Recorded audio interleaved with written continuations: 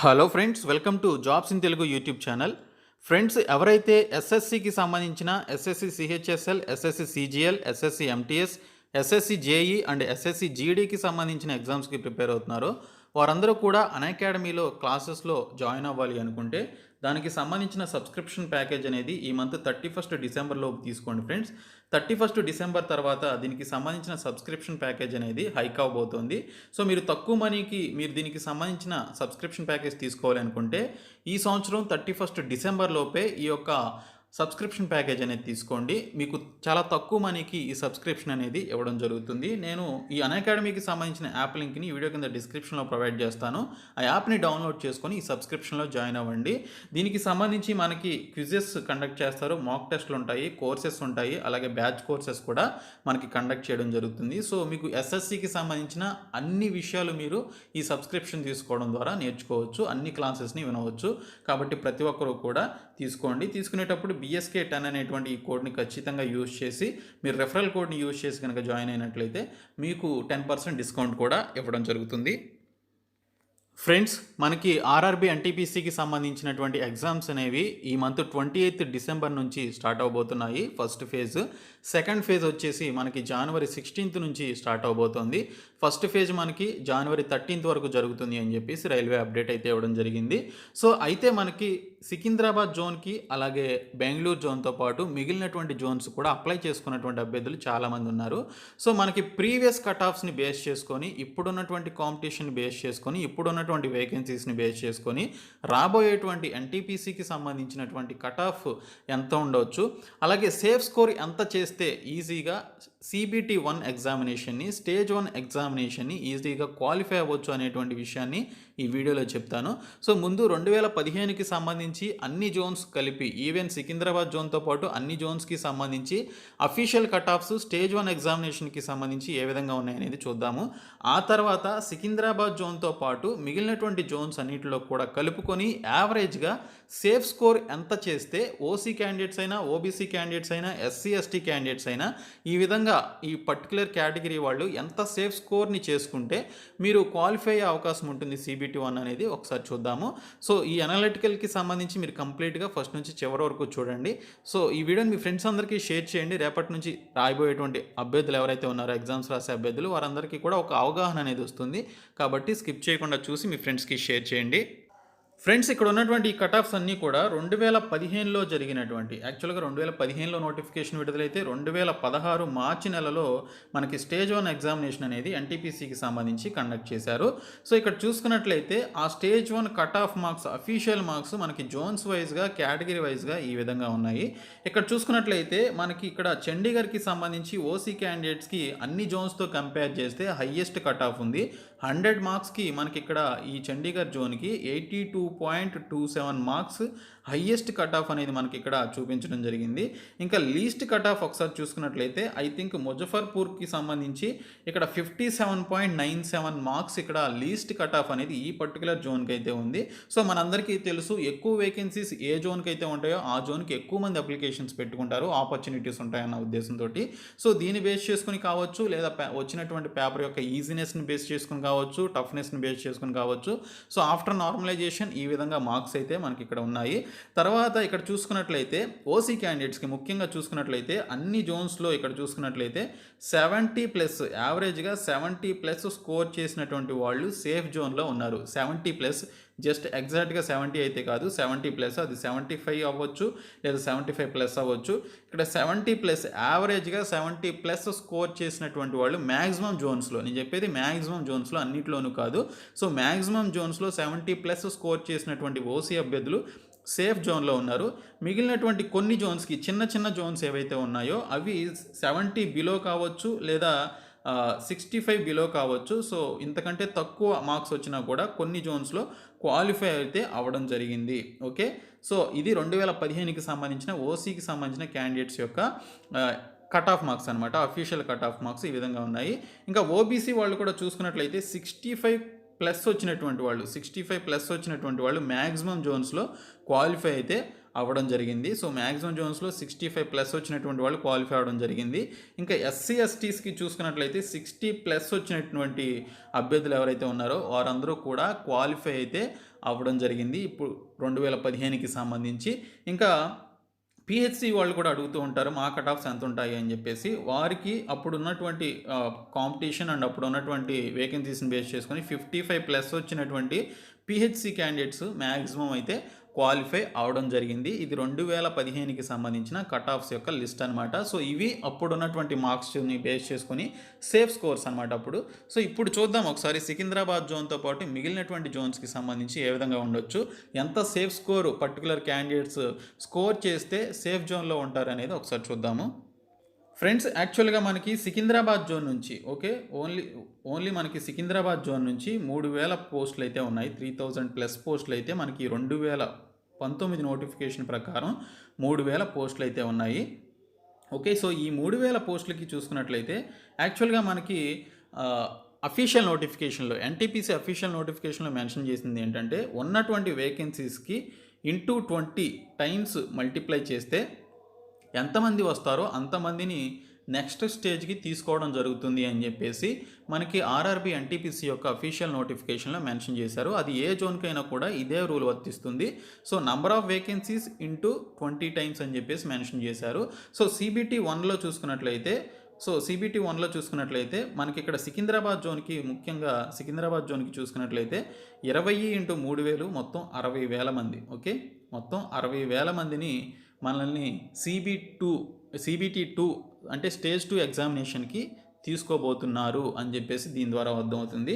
So ఈ 3000 పోస్టులకి సికింద్రాబాద్ జోన్కి ఎంతమంది అప్లై చేశారు అంటే నియర్లీ 9 lakhs క్యాండిడేట్స్ ఈ జాబ్స్కి ఈ 3000 పోస్టులకి అప్లై చేసుకోవడం జరిగింది. వచ్చినటువంటి అప్లికేషన్స్ అనమాట. ఇది నేను చెప్తుంది కాదు, రీసెంట్గా రైల్వే అఫీషియల్స్ రిలీజ్ చేసినటువంటి జోన్ వైజ్ అప్లికేషన్స్ లిస్ట్ అనేది రిలీజ్ చేశారు. అందులో ఆంధ్రప్రదేశ్ నుంచి 5.5 ఉన్నారు, తెలంగాణ నుంచి 3.5 ఉన్నారు. సో మొత్తంగా చూసుకున్నట్లయితే మనకి 9 lakhs వరకు, నియర్లీ 9 lakhs వరకు క్యాండిడేట్స్ అయితే ఉన్నారు. సో ఈ 9 lakhsలో ఒక 1 lakh మెంబర్స్ ఆబ్సెంట్ అయ్యారు అనుకుందాము, ఎగ్జామ్స్ రాయలేదు అనుకుందాము, కొన్ని ఏదైనా రీజన్స్ కావచ్చు. 1 lakh మెంబర్స్ ఇక్కడ ఆబ్సెంట్ అయ్యారు అనుకుంటే, సో మిగిలినటువంటి వాళ్ళు 8 లక్షల మంది స్టేజ్ 1 ఎగ్జామినేషన్ రాశారు అంటే అందులో తీసుకునేది, ఆ 8 లక్షల మందిలో తీసుకునేది ఓన్లీ 60,000+ మెంబర్స్ని మాత్రమే స్టేజ్ 2 ఎగ్జామినేషన్కి తీసుకోబోతున్నారు. ఓకే, సో మనం అనుకున్నటువంటి వేకెన్సీస్ ఇంటూ 20 టైమ్స్ వేసాం. ఇది నేను చెప్తుంది కాదు 60,000 తీసుకుంటారు అని. So as per vacancies, as per the rule of multiplication అని చెప్పేసి మనకి నోటిఫికేషన్ ఏదైతే మెన్షన్ చేశారో దాన్ని బేస్ చేసుకొని 60,000+ మెంబర్స్ని తీసుకోబోతున్నారు. అంటే 7,40,000 వరకు ఉన్నటువంటి మెంబర్స్, 7,40,000 వరకు ఉన్నటువంటి మెంబర్స్ని ఎలిమినేట్ చేయబోతున్నారు సికింద్రాబాద్ జోన్కి సంబంధించి. ఓకే, చాలామంది బెంగళూరు జోన్కి కూడా అప్లై చేసుకున్నారు. బెంగళూరు జోన్కి కూడా 2,500 వరకు వేకెన్సీస్ అయితే ఉన్నాయి. సో దీనికి కూడా దాదాపు మన తెలుగు వాళ్ళు 1,00,000 మంది అప్లై చేసుకున్నారు అనుకుంటే ఇక్కడ కూడా సేమ్ ఇదే రూల్ వర్తిస్తుంది అనమాట. సో 2,500 × 20,000 వేసుకోవాలి.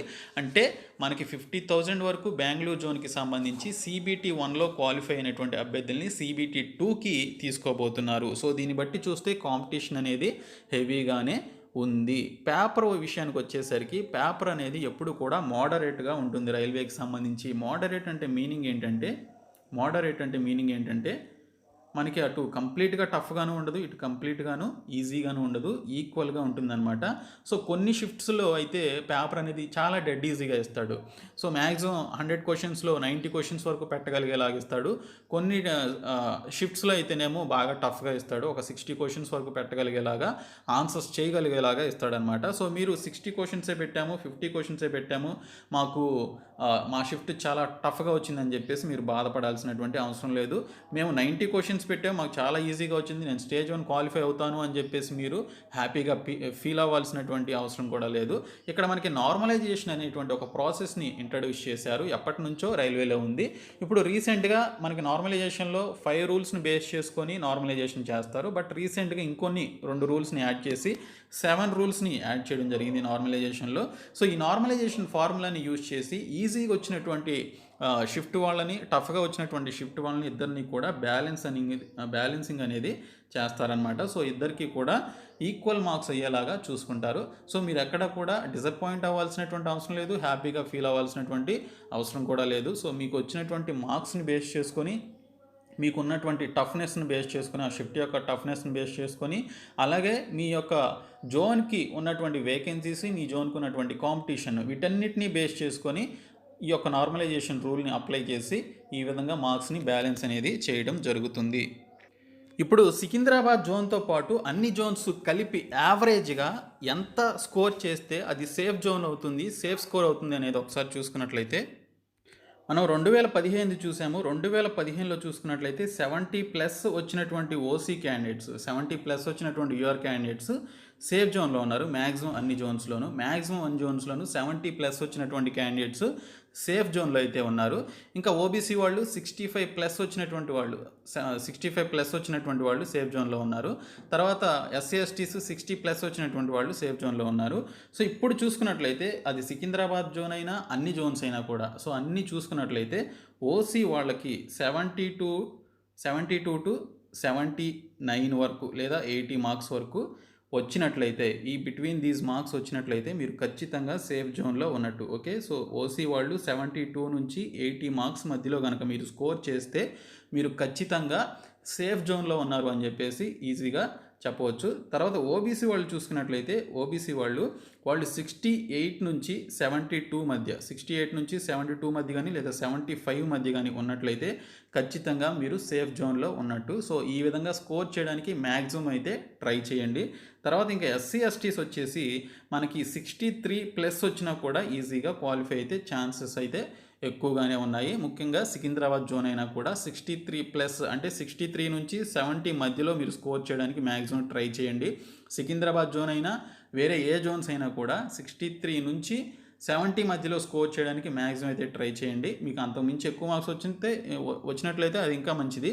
బట్ ఈ బిట్వీన్ దీస్ మార్క్స్ వచ్చినట్లయితే మీరు మంచిగా సేఫ్ జోన్లో ఉన్నట్టు, స్టేజ్ 2కి ఈజీగా క్వాలిఫై అయినట్టు. ఇంకా ఎస్టీస్ కూడా సేమ్ అదే రేంజ్లో ఉంటుంది. 63 నుంచి 70 మధ్యలో స్కోర్ వచ్చినట్లయితే మీరు ఈజీగా క్వాలిఫై అవుతారు. ఇంకా పిహెచ్సి క్యాండిడేట్స్ చూసుకున్నట్లయితే వాళ్ళకి మ్యాక్సిమం వారికి కూడా 55+, లాస్ట్ టైం లాగానే 55+ ఉన్నట్లయితే మీరు కూడా ఈజీగా పిహెచ్సి క్యాండిడేట్స్, అది ఓహెచ్ అయినా విహెచ్ అయినా హెచ్హెచ్ అయినా ఎవరైనా కూడా క్వాలిఫై అవ్వడానికి ఛాన్సెస్ అయితే ఉంటాయి. ఇది జస్ట్ ఎక్స్పెక్టేషన్ మాత్రమే, ఒక అనాలిసిస్ని బేస్ చేసుకొని చెప్తున్నటువంటిది మాత్రమే. సో ఖచ్చితంగా ఇవే ఉంటాయి అని అయితే నేను చెప్పను. బట్ ఈ విధంగా అయితే స్కోర్ చేయడానికి మీరు ట్రై చేయండి. మీకు ఈజీగా దీనికి సంబంధించినటువంటి సేఫ్ స్కోర్ అయితే వచ్చినట్లయితే మీరు ఈజీగా దీనికి సంబంధించి CBT 1 అనేది మీరు ఈజీగా క్వాలిఫై అవుతారు. సో CBT 1 క్వాలిఫై అవ్వడానికి మ్యాక్సిమం ట్రై చేయండి. CBT 2 విషయం తర్వాత చూద్దాము. CBT 1 క్వాలిఫై అయితే CBT 2 రేంజ్లో కనుక, ఆ యొక్క రేస్లో కనుక మీరుంటే అప్పుడు మీరు ఇంకా బాగా ప్రిపేర్ అయ్యి మంచి మార్క్స్ తెచ్చుకున్నట్లయితే, మంచి మెరిట్ తెచ్చుకున్నట్లయితే జాబ్ అయితే ఈజీగా వస్తుంది. మీరు అనుకున్నంత టఫ్గా అయితే పేపర్ ఉండదు. సో అది గుర్తుపెట్టుకుని ఎగ్జామినేషన్కి వెళ్ళండి. భయపడొద్దు, టెన్షన్ పడొద్దు. మీరు ప్యానికింగ్గా ఫీల్ అయ్యారు అంటే మాత్రం మీకు వచ్చినటువంటి క్వశ్చన్స్ని కూడా మీరు రాంగ్గా పెట్టే ఛాన్సెస్ ఉంటాయి. మీరు ఎటువంటి టెన్షన్ లేకుండా ఫ్రీగా ఎగ్జామినేషన్ రాయండి. కూల్ మైండ్ తోటి రాయండి, టెన్షన్ పడకుండా రాయండి. టైం 100% సరిపోతుంది, సరిపోవడం కాదు మిగులుతుంది అన్నమాట టైం అనేది. రైల్వేలో ఫస్ట్ స్టేజ్ ఎగ్జామినేషన్కి ఫస్ట్ టైం రాసే అభ్యర్థులైనా కూడా మీరు ఒకసారి పేపర్ మొత్తం 100 క్వశ్చన్స్ చూసిన తర్వాత మళ్ళీ మీకు టైం ఉంటుంది. మీరు మళ్ళీ ఫస్ట్ నుంచి చివరి వరకు చూసుకుంటూ రావచ్చు, అంత టైం ఉంటుంది. అలాగని చెప్పేసి టైం ఉంటుంది కదా అని చెప్పేసి ఒకే క్వశ్చన్ పట్టుకొని వేలాడొద్దు. సో మీకు ఒక క్వశ్చన్ రాకపోతే ఆ క్వశ్చన్ వదిలేసేసి ఇమీడియట్గా వేరే క్వశ్చన్కి జంప్ అయిపోండి. ఓకే, సో ఈ విధమైనటువంటి టాక్టిక్స్ని మీరు మైండ్లో పెట్టుకొని మీరు ఎగ్జామ్ అయితే రాయండి. క్వాలిఫై అవ్వాలని నేను కోరుకుంటున్నాను. All the best to the each and every one who are writing the NTPC Stage 1 examination from tomorrow onwards. Okay, all the best guys. మీకు మంచి మార్క్స్ వచ్చి మీకు జాబ్ రావాలని కోరుకుంటున్నాను. Thank you so much. Friends, ఎస్ఎస్సికి సంబంధించినటువంటి ఎగ్జామ్స్కి prepare అయ్యే వాళ్ళు ఖచ్చితంగా ఈ మంత్ 31 డిసెంబర్ లోపు సబ్స్క్రిప్షన్ ప్యాకేజ్ అనేది తీసుకోండి. లేదంటే 31 డిసెంబర్ తర్వాత ప్రైస్ అనేది హైక్ అవబోతోంది. సో ఎస్ఎస్సి CGL CHSL లాంటి ఎగ్జామ్స్కి ప్రిపేర్ అయ్యే వాళ్ళు ప్రతి ఒక్కరు కూడా 31 డిసెంబర్ లోపు సబ్స్క్రిప్షన్ తీసుకోండి. ఇందులో మీకు క్విజెస్ ఉంటాయి, మాక్ టెస్ట్లు ఉంటాయి, కోర్సెస్ ఉంటాయి, బ్యాచెస్ ఉంటాయి. సో వీటన్నిటిలో కూడా మీరు జాయిన్ అవ్వచ్చు. సో ప్రతి ఒక్కరు కూడా సబ్స్క్రిప్షన్ తీసుకోండి 31 డిసెంబర్ లోపు. Thank you so much guys.